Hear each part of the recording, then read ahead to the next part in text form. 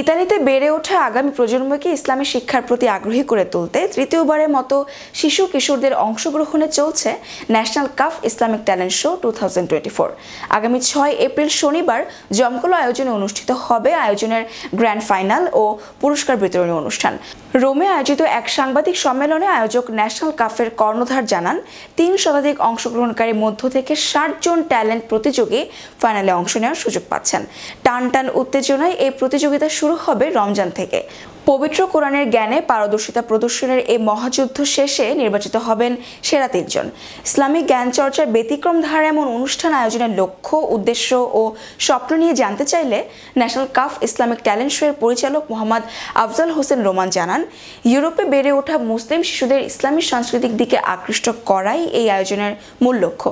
পাশাপাশি তিনি ইতালির অন্যান্য শহরেও এই শো আয়োজনের কথা ভাবছেন বলেও জানান উপস্থিত সাংবাদিকদের। চূড়ান্ত বাছাই পর্বে বিভিন্ন স্কুল ও মাদ্রাসা থেকে নির্বাচিত ইয়েসকার্ড বিজয়ী 3 শতাধিক শিশু কিশোর অংশ নেয়। পবিত্র কোরআন থেকে তিলাওয়াত ও ইসলামী সঙ্গীত এই 2টি ক্যাটাগরিতে বয়সভিত্তিক মোট 3টি গ্রুপে চলছে এই প্রতিযোগিতা।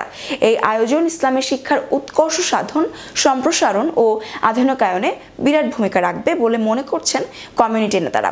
সেই সাথে সংশ্লিষ্ট প্রতিযোগীরা অংশ নেওয়ায় এটি ট্যালেন্টদের সার্বজনীন মিলন মেলায় পরিণত হবে বলেও মনে করেন তারা।